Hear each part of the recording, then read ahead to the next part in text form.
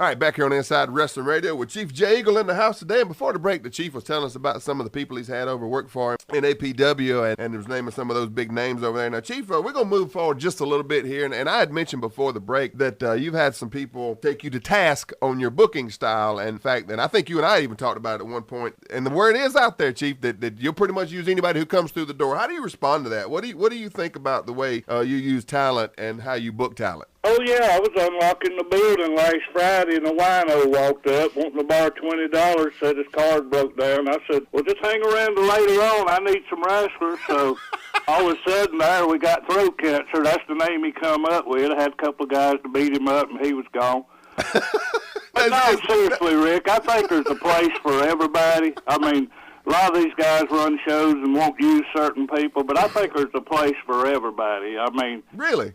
Now, yes, I do, if it's nothing but mopping the floors. And this is a true story. I have janitors in my building now that come in wanting to be wrestlers, but, they could train for the next 30 years and they'd never be entertaining. So yeah, that's true. Just to be around the business, people will do about anything, I've learned. But I've had a lot of guys kind of downgrade me because I do news just about anybody, but like I say again, even Charlie come up last week. There's a place for everybody. Well, if you use Charlie, then you absolutely were scraping the bottom of the barrel that day. That's for doggone sure. Charlie done a good job, and I told him I think there's something for Charlie that'll get Charlie over, and I told him if he'd give me a chance a time or two, I'd find that right spot for Charlie. But yeah, I got you. Now, Charlie's got good charisma, and the people likes him, but I can't say much bad about old Charlie. Well, I can say a lot bad about him, so you lead the bad you lead the bad talk to me. I'll take care of that when it comes to Charlie. Now, I like Charlie. He's a good kid. I like him. I don't care what I say about him. That's right.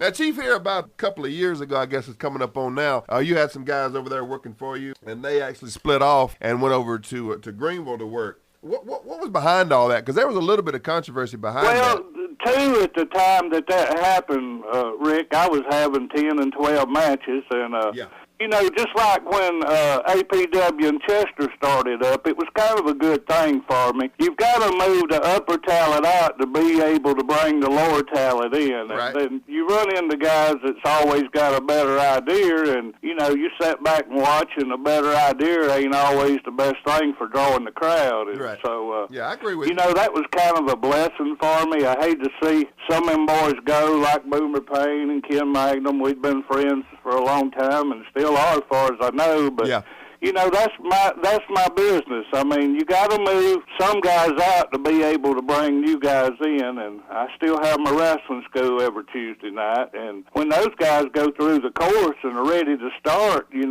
you're already having 10 matches, you just don't know where to put them. Yeah, you got to make room somewhere, right? Right. I mean, I bet I've heard 1,000 ideas this month. Of everybody's got a better idea and tell you how to do it, but I do what I know works, Rick. Yeah. Well, and again, like I said, you can't argue with the fact that you have a house over there every week and you're running a show. That's for sure. Now you mentioned, we draw between 100 and 200 with just no advertisement, just word of mouth. Word of mouth, yeah. And that's not bad, especially in this economy, Jerry. I mean, it's good that you still actually put people in seats every week consistently, and a lot of people can't say that, I mean, we have people that come in, I'm talking about the fans, and tell my wife will say, look, I want to come to the show tonight, but I don't get my check till the first of the month. She's actually got fans that pay their bill once a month from the last month of coming to the shows. Is that right? And we get a lot of walk-ups in the neighborhood we in, and we got people that come from Charlotte every week. So. Yeah, well, I mean, that's like I said, that's something to be said for the fact that you run every week consistently, and everybody knows that, and that's a pretty good thing. Listen, Chief, you mentioned Boomer Payne and some of those guys, and Boomer's a talent. I like Boomer. He's a good guy. He actually came in and did an interview, and he talked a good bit about you and talked good about you. I like Boomer. He's just like a daddy to me. Tell us a little bit about Osgard. Osgard's a character. Osgard. I tell you right now, he's smart as a rock. You done figured that out? Yeah, you're right about that. I like Osgard. You got to take Osgard like he is. I mean, some of it's show, but most of it's just a natural Osgard. I'm friends with Susan Green. She trained him. That's right. Yeah. And he never knew this, but she called and she said, I'm sending this wrestler up to talk to you. She said he already thinks he's God's gift to wrestling. He's had one match, but he said, just take him like he is, and I think he'll be good talent. And he was. He was in the Air Force at the time, and I had Spartanburg paper to do a story on him and him wrestling and being in the Air Force. And some of the guys got kind of mad at me because why not me? Why didn't they do the story on me? But the Air Force part kind of, you know, with the war going on, kind of caught my ear, and some good coverage out of that. But, I think a lot of Osgard. Well, and that's the thing. Osgard is Osgard. He's an acquired taste, I guess, to say the least. Well, I don't know this year. Last year he was doing this Let Me Stink Up Your Show tour where he was working for different people. And I like Osgard. He's good talent. He's another one that's always got a better idea, but you got to take him like he is. And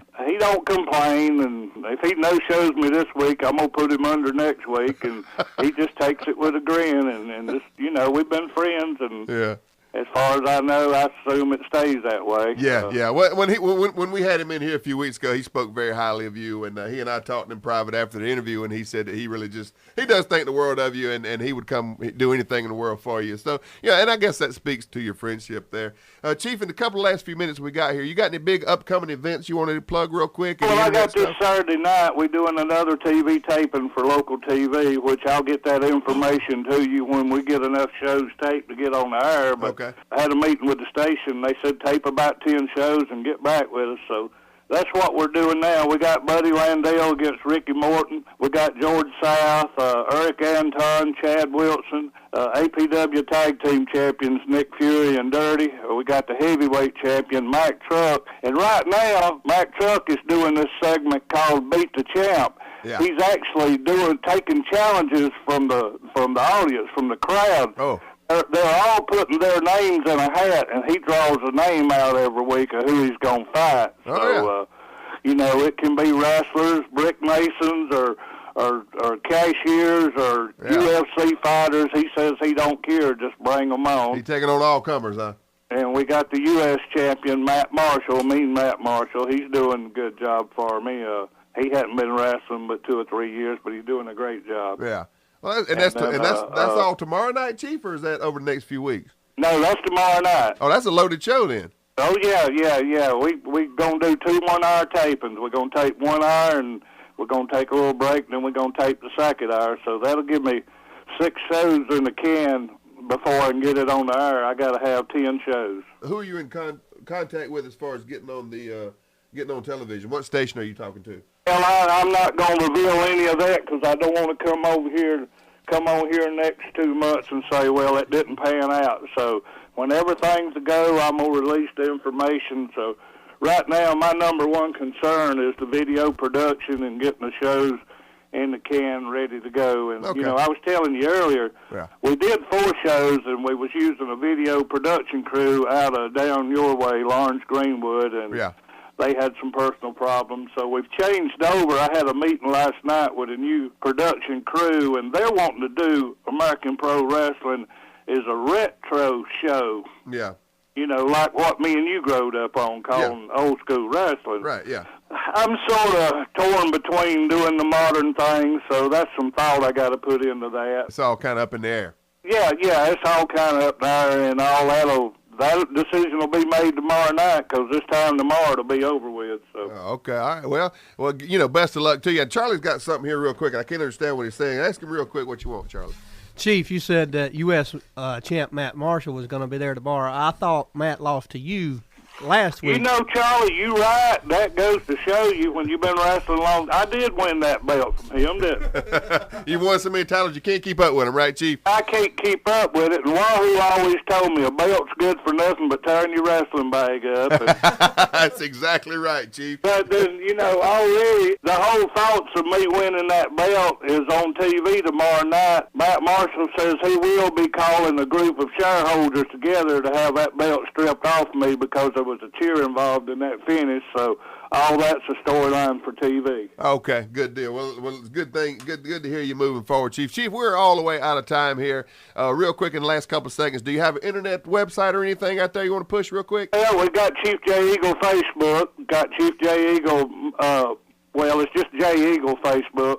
But American Pro Wrestling, and then we got a new website going up. I paid for the domain yesterday, AmericanProWrestling.net, the new TV production crew. They want me to have a new website and not do everything off Jay Eagle. Very cool. Well, Chief, listen, man, I really appreciate you coming on the radio with us today. You really did a great job for us, and continue success, man, and just the best to you, and just keep doing what you do, brother. Well, don't be a stranger, Ricky Regal. Come up sometime. There's always room for heavyset guys on the show. Well, I appreciate that. All right, Chief. You know old Chief loves everybody. I know he does. Again, thanks, Chief Jay Eagle, for coming into the show. Thanks for having me. We'll be right back. More Inside Wrestling Radio coming up next.